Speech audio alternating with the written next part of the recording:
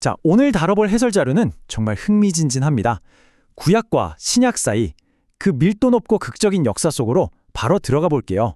흔히들 구약의 마지막인 말라기부터 신약의 첫 권인 마태복음 사이를 그냥 훌쩍 건너뛰는 비어있는 시간 정도로 생각하시잖아요. 그런데 오늘 자료를 살펴보시면 아시겠지만 이 시기는 결코 비어있지 않았습니다. 여기서 정말 흥미로운 질문 하나 던져보겠습니다. 말라기와 마태복음 사이 무려 400년이라는 시간 동안 도대체 무슨 일이 있었을까요? 오늘 우리가 살펴볼 이 자료는 이 시간을 아무 일도 없던 침묵기가 아니라 마치 터지기 직전의 압력밥솥처럼 엄청나게 치열했던 시기로 조명합니다. 이 복잡하고 숨가쁜 100여 년의 서사를 파악하기 위해 딱 5가지로 길잡이를 세워보겠습니다. 400년 침묵 속의 위기, 마카비 혁명과 성전 정결, 하스몬 왕조의 독립과 확장, 권력의 타락과 로마 지배, 마지막으로 이 역사가 남긴 영적 교훈입니다. 자, 영웅들이 어떻게 등장해서 결국 타락한 권력자가 되어버렸는지 그 궤적을 쫓아가 볼까요? 먼저 1장 400년 침묵 속의 위기입니다. 알렉산더 대왕의 제국이 쪼개진 직후 유대 지역에 닥친 그야말로 생존의 위협부터 시작해보죠. 당시 셀레우코스 왕조의 안티오쿠스 4세 에피파네스라는 통치자가 등장하는데요. 이 사람이 유대인들에게 그리스 문화를 강제로 쑤셔 넣습니다. 그냥 문화 교류 수준이 아니라 유대교라는 신앙 그 자체를 아예 지구상에서 완전히 지워버려고 했어요. 당시 유대인들이 겪어야 했던 압박을 보면 진짜 상상도 못할 정도입니다. 하나님의 성전에 떡하니 제우스 신상을 세워놓고 유대인들이 가장 끔찍하게 여기는 돼지피로 제사를 지냈거든요. 게다가 안식일을 지키거나 성경을 가지고 있는 것, 할례를 하는 것조차 걸리면 무조건 사형이었습니다. 말 그대로 신앙을 지키려면 목숨을 내놓아야 했던 거죠. 이어지는 2장 마카비 혁명과 성전 정결입니다. 여기서 핵심은요, 이런 말도 안 되는 끔찍한 핍박이 결국 기원전 167년에 거대한 혁명의 불씨를 당겼다는 겁니다. 모데인이라는 작은 마을의 제사장 마따디아라는 인물로부터 폭발한 거죠. 마따디아가 세상을 떠나고 그의 아들 유다가 지휘봉을 잡는데요. 이 유다가 엄청난 게릴라 전술로 그리스 군대들을 아주 박살을 내버립니다. 그래서 붙은 별명이 바로 망치라는 뜻의 마카비였어요. 그야말로 덩치 큰 적들을 망치로 꽝꽝 내리친 셈이죠. 정말 계란으로 바위치기 같은 상황이었는데 유다의 군대는 기원전 164년에 기적적으로 예루살렘 성전을 되찾습니다.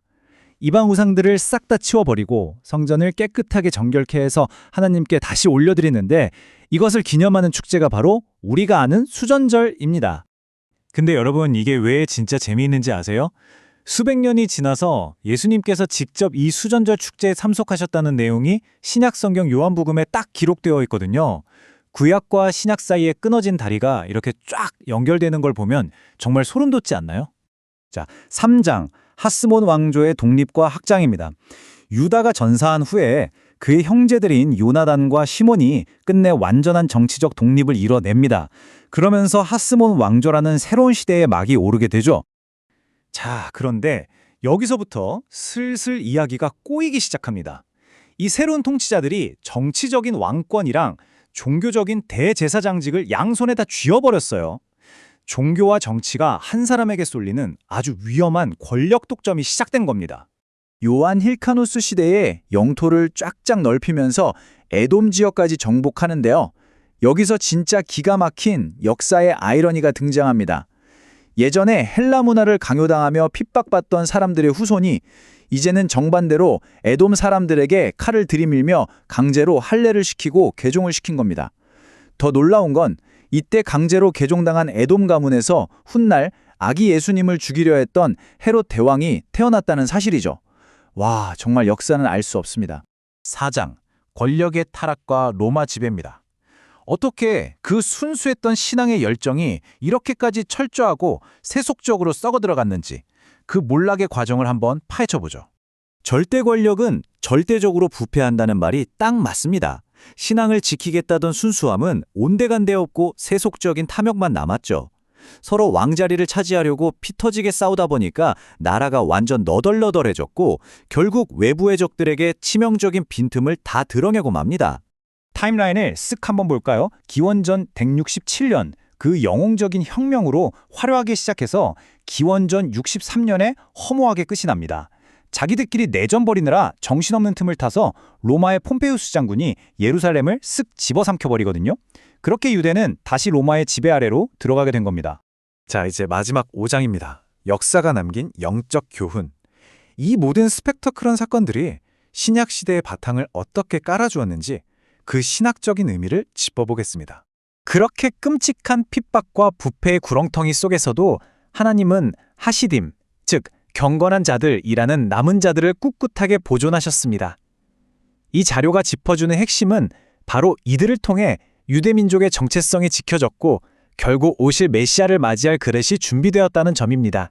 여러분, 신약 성경 딱 펴자마자 등장하는 바리새파, 사두개파, 에세네파 아시죠? 이들이 그냥 하늘에서 툭 떨어진 게 아니에요.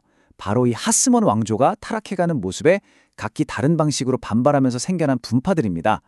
이걸 딱 알고 복음서를 읽으시면 그들의 정치적, 종교적 갈등이 훨씬 더 입체적으로 확 와닿으실 겁니다.